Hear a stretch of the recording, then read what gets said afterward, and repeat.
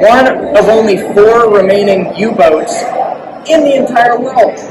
There are 2 in Germany, 1 currently being restored after having brought up in Britain, and this is the only one in the United States. It's a Type IXC submarine. Now, U-505 is one of about 1,000 German U-boats that were built. This one was commissioned in 1941, and she served the German Navy until 1944. The job of the German U-boats, or Unterseeboot, undersea boat, a boat that goes under the sea, very literal translation. The job of these boats was to sink Allied merchant ships. These merchant ships were carrying food, supplies, and ammunition for the Allied nations in Europe across the Atlantic. Now, the United States, after they joined the conflict, they had a solution to the U-boat threat. They had what's called hunter-killer task groups, groups of U.S. ships and planes whose only job it was to hunt and destroy these German U-boats. One U.S. Navy officer, Captain Daniel Gallery, was from Hyde Park, Chicago, where we are now, and he led Hunter-Killer Group 22.3. Although he was ambitious, instead of continuing to destroy them, he wanted to capture a German U-boat. And as you can see, he succeeded. The only reason why U-505 is here today. And even though she was a German war vessel, she is now a war memorial to the lives lost in both world wars in the Battle of the Atlantic during World War I and II. Now, let's talk about the German crew that was on board this vessel. There were 59 German sailors on board U-505. They'd be out at sea for 3 months. They brought a lot of food, literally lining the walls of their boat, hanging from pipes in the ceiling, underneath their beds, and filling one of their only 2 bathrooms on board.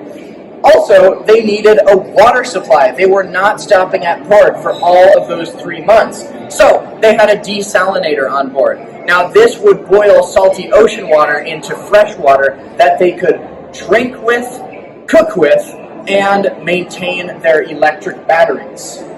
That is all they did with their water, and you'll notice that there's an item missing from that list, which is personal hygiene. Not even the most basic hygiene was practiced by any crew members. Not even the cook or captain showered. All they could do was wash their hands. Nobody else on board could. Just the cook and the captain. That's how discriminate they had to be with their water.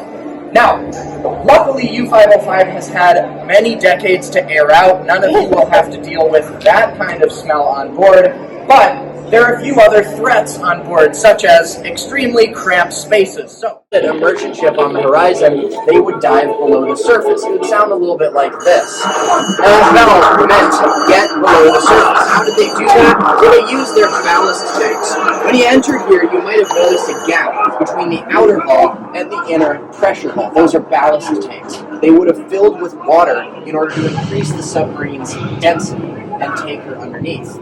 Now, once underwater, the crew had to do some equations in order to figure out where the enemy was, where they were, how fast the enemy was going, and where and when to fire their torpedo. They only had 22 torpedoes on board for a 3-month journey. They had to make them count. Treuwinkel ist 17,5. Now, once they were done with their firing solution calculations, the captain gave the firing order, los, meaning fire that torpedo.